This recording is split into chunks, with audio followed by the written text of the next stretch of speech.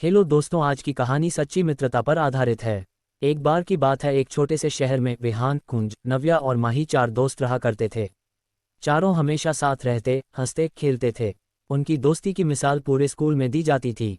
वे एक दूसरे को पढ़ने में भी मदद किया करते थे। नव्या का गणित बहुत अच्छा था। वह अपने दोस्तों को गणित पढ़ाया करती थी। सभी मिलजुल कर पढ़ा करते थे और हमेशा अच्छे अंकों से पास हुआ करते थे। एक दिन नव्या के पिताजी को स्कूल में प्रिंसिपल ने बुलाया और उन्हें नव्या की फीस जमा करने को कहा। हमने आपको फीस जमा कराने के लिए 3 महीने का समय दिया था, परंतु आपने फीस जमा नहीं करवाई। अब आप या तो फीस जमा करवाए, नहीं तो हमें आपकी बेटी को स्कूल से निकालना पड़ेगा।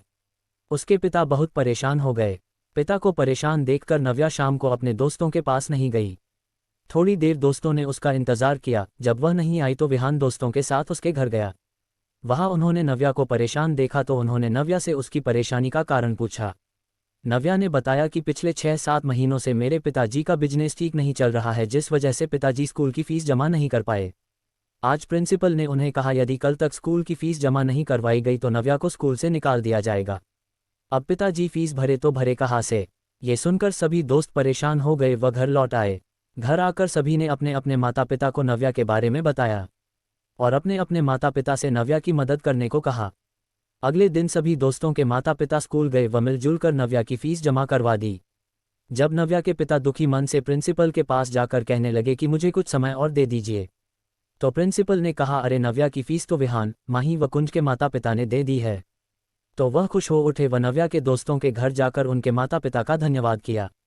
अगले दिन से नव्या स्कूल जाने लगी। स्कूल में नव्या को देखकर सभी दोस्त खुश हो गया।